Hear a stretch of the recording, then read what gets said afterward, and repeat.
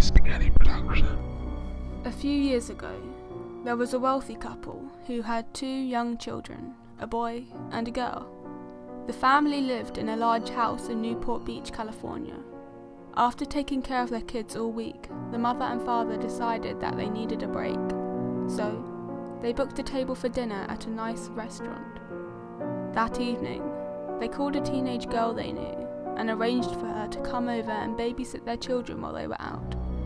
When the babysitter arrived, the parents told her to fix supper for the kids and put them to bed. After that, you can just watch TV and help yourself to anything in the fridge, said the father. And if you wouldn't mind, said the mother, could you watch TV in our bedroom? The kids have been having nightmares recently, so if you hear them crying, you can just go in and calm them down. The babysitter happily agreed, and the parents left for their dinner date. The girl gave the children some milk and cookies, then ushered them upstairs to bed. She started to read them a bedtime story and, before long, the little boy and girl were fast asleep.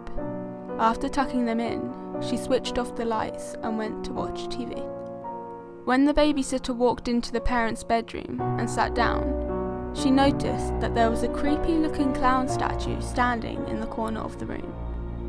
She tried to ignore it, but it looked so eerie and disturbing that it sent a chill down her spine. She felt as though his eyes were staring straight at her while she watched TV.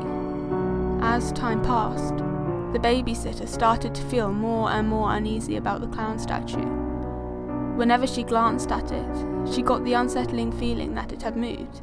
Ever so slightly, the clown statue began to freak her out so much that she couldn't handle it any longer. She decided to go downstairs and phone the parents when she dialed the number they had left for her. The mother answered. "Hi, it's me," said the babysitter. "Everything's fine. The kids are fast asleep in bed, but I was just wondering, would it be okay if I watched the TV downstairs?" "Of course," replied the father. "But why?" "I know it sounds silly," laughed the girl, "but the clown statue is really creeping me out." "The clown statue?" asked the father. "Yeah, the clown statue in your bedroom," the girl replied. The phone went silent for a moment. "Listen to me very carefully," said the father. "Take the children and get out of the house. We will call the police. Go, now." "What's wrong?" asked the girl.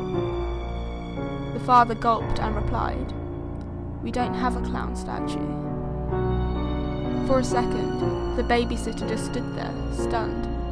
Then she dropped the phone and raced upstairs and grabbed the children, carrying one under each arm. She raced downstairs again and fled out into the street. Huddled on the sidewalk, comforting the two children, the babysitter looked up at the bedroom window and saw something that made her scream out in horror. Peeking through a gap in the curtains was the white, painted face of a clown. It stared at her for a moment, then sank back into the darkness.